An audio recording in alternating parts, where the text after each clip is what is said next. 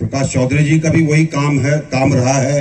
जब वो स्टूडेंट थे, मेरा भी, हम लोग हॉस्टल में पढ़े। मैं तो क्लास 1 से हॉस्टल में हूं। और अब जब पीछे मुड़कर देखता हूं तो मुझे लगता है कि जो चीज मैंने हॉस्टल में सीखी और जो नींव वहां पर पड़ी, उससे बढ़िया कोई चीज नहीं हो सकती। कई बार माता पिता भी घबराते हैं कि भाई बच्चा हॉस्टल में पता नहीं खाना खाएगा कि नहीं खाएगा।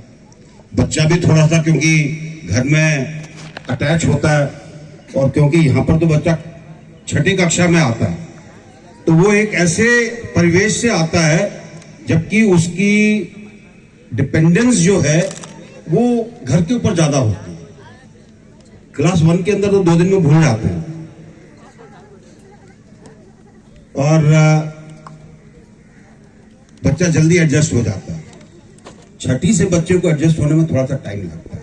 तो मैं जितने भी बच्चे यहां पर हैं उनको इस चीज की बधाई देता हूं कि आप एडजस्ट ही नहीं हुए, बल्कि बहुत अच्छा कर, बहुत अच्छा कर। जिस प्रकार का आपने प्रोग्राम रखा वो अच्छे अच्छे स्कूलों में देखने को नहीं मिला।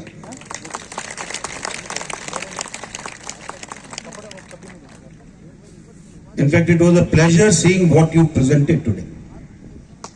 I have been to many schools, many institutions, and to see a school doing well which has majority of children from the rural area, it was not only a pleasure but it was an eye-opener.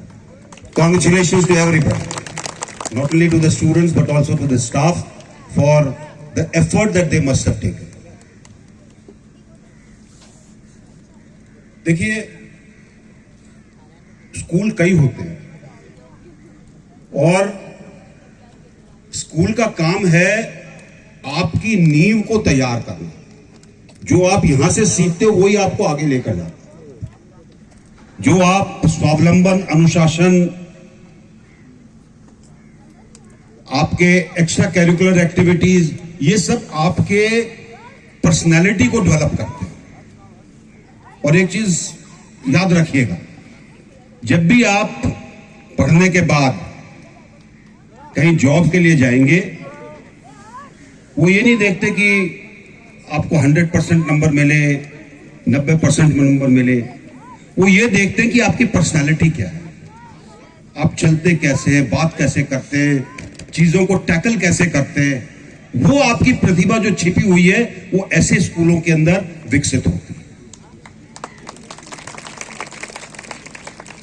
और आप ही के अंदर कोई ना कोई बड़ा व्यक्तित्व छिपा हुआ है, तो जरूरी है कि इस अपने व्यक्तित्व को आप और बढ़ाएं। यहां पर बहुत सुविधाएं हैं।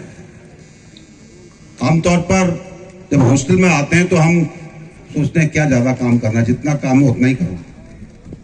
लेकिन जो बच्चा थोड़ी सी ज्यादा मेहनत करता है वो जीवन में भी उतना ही सफल होता है। एक बड़ी पुरानी एक किताब थी, बहुत साल पहले मैंने पढ़ी थी, लॉ ऑफ सक्सेस, सफलता के नियम। और उसके अंदर एक बहुत अच्छी चीज लिखी थी, थोड़ी सी मोटी किताब है। उसमें यह लिखा था कि हमारा जो दिमाग होता है, हमारा ब्रेन जो होता है, वो एक ट्रांसमीटर और रिसीवर की तरह होता है। अगर आपके दिमाग से सकारात्मक चीजें निकलती हैं तो सकारात्मक तरंगें भी वो उनको रिसीव करता है और उससे आपका विकास होता है। अगर वो नकारात्मक है तो नकारात्मक चीजें ही आएंगी और आपका विकास नहीं होगा। और ये आप कभी सोचकर देखिएगा, हर फील्ड के अंदर ये काम करता है। अगर अच्छे स्पोर्ट्समैन हैं, आप अच्छे स्पोर्ट्स के बारे में सोचते हैं, अपने आप को सोचते हैं कि हम उस दर्जे तक पहुंचेंगे, उतनी मेहनत करेंगे, तो आप एक अच्छे एथलीट, अच्छे स्पोर्ट्समैन उस रास्ते के ऊपर चल पड़ते हैं। किसी भी आप काम को ले लीजिए। तो मैं सब बच्चों को यही कहूंगा, सकारात्मक सोचो, सकारात्मक करो और तरक्की पाओ। यही एक छोटी सी चीज है। और इसीलिए जब जनरल प्रकाश चौधरी ने आपको दिया I can and I will, मतलब बहुत साफ है। अगर आपने निश्चय कर लिया तो जीत आपकी हो। आज गुरु गोविंद सिंह जी का प्रकाश पर्व है और उन्होंने उनका एक शब्द है, शुभ कर्मंते कबहू न टरो, जब जाए लड़ो अरिसों रण में, निश्चय कर अपनी जीत कर। जब आप दुश्मन से लड़ने जाएं, और दुश्मन क्या है? दुश्मन सब नकारात्मक चीजें हैं। अगर आप निश्चय कर कर जाएंगे तो जीत आपकी हो। वो निश्चय अपने अंदर पैदा करो, वो भाव, वो विश्वास वो पैदा करो। साधन आपका स्कूल आपको दे रहा है, साधन आपके गुरुजन जो हैं वो आपको सिखाते हैं, और साधन गुरुजनों के अलावा जो आपके सहपाठी हैं वो भी सिखाते हैं। उनके अंदर भी कुछ ना कुछ अच्छा है। तो जिस दिन आप निश्चय कर लोगे कि आपको किसी ऊंचाई पर जाना है तो आपको कोई नहीं रोक सकता, ये मानकर चलिए।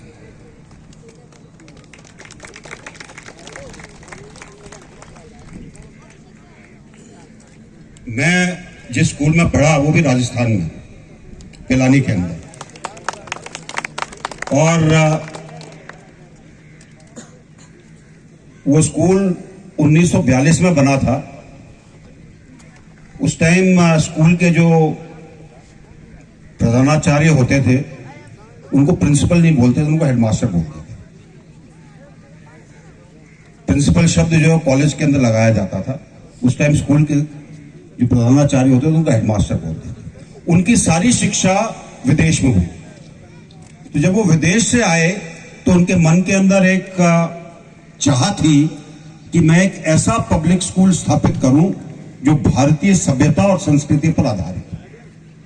उन दिनों में पब्लिक स्कूल का मतलब होता था जैसे मेयो है, थोड़ा अलग उसमें है, डून है, सब बच्चे सिर्फ अंग्रेजी में बात करते हैं, अंग्रेजी पहरावा, सब चीजें जो जाहिर करती थी कि शायद बच्चे विदेश से आए। उन्होंने अपना आइडिया जो है कोई उनको गंभीरता से नहीं ले रहा था। वो जीडी बिरला के पास गए। जीडी बिरला उन दिनों में हर चीज को स्वदेशी बनाने के अंदर अग्रणी थे, सबसे आगे थे। उन्होंने कहा बिल्कुल आप बनाइए, आपको फंडिंग होगी, आपको जमीन दी जाएगी, आप पिलानी में बनाइए। तो उन्होंने स्कूल बनाया जिसमें शिक्षा जो थी वो तो थी, जो आपका कैरिकुलम है वो तो करना पड़ता है, लेकिन बाकी सब चीजें उन्होंने भारतीय रखी। हम लोगों की खाना खाने के लिए जो ड्रेस होती थी वो सफेद कुर्ता पजामा था। हम जब कभी और स्कूल के बच्चे जब आते थे दूसरे पब्लिक स्कूल्स के, वो हंसते थे कि भाई तुम लोग कुर्ता पजामा पहनते हो। हमने कहा हाँ जी, हमें टाई लगाने से डर लगता है। लेकिन जो चीजें वहां पर सीखी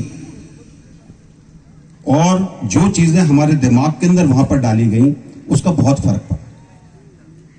हर एक स्कूल की एक प्रार्थना होती है, एक प्रेयर होती है। इस स्कूल की जो प्रार्थना थी वो मैथिली शरण गुप्त ने लिखी, क्योंकि ये हेडमास्टर साहब उनके पास गए कि जी मेरा नया स्कूल बन रहा है, एक प्रार्थना उनके लिए लिखना चाहता हूं मैं, होनी चाहिए। तो उन्होंने 4-5 लाइनें लिख दी और वही बच्चे रोज बोलते थे, और वो इस प्रकार से थी, ईश्वर हमें समर्थ बना दे, तन मन धन की शक्ति से, बने विश्व की सेवा हमसे, ज्ञान कर्म और भक्ति से, हममें श्रद्धा और विनय हो, हमको कहीं ना कोई भय हो, दूर रहे आसक्ति से, ईश्वर हमें समर्थ बना दे। इतनी सी थी। कभी इसके शब्दों पर विचार करके देखिएगा। आज भी अगर कोई दिक्कत होती है तो मैं इसको मन में बोलता हूं और मानकर चलिए शक्ति आती है। चीजों से जूझने का जज्बा आता है। तो आपके स्कूल के अंदर, आपके दिनचर्या के अंदर, आपके करिकुलम के अंदर बहुत कुछ ऐसा है जो आपको आगे के लिए तैयार करता है। सिर्फ उसको पहचानने की जरूरत है और आप अगर उसके साथ चलेंगे आप सफल ही सफल होंगे, आपको कोई रोक नहीं सकता।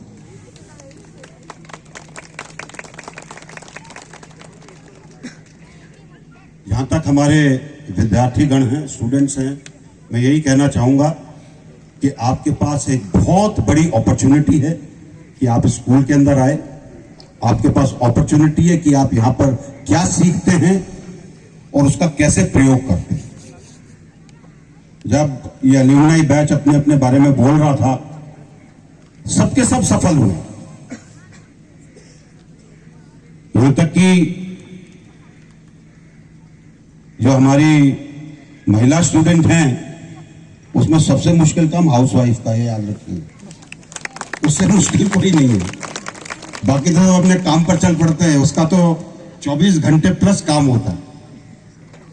तो जो भी काम है वो किसी को पीछे नहीं खींचता, वो आपके ऊपर मुनस्सर करता है कि आप उसको कैसे देखते हैं।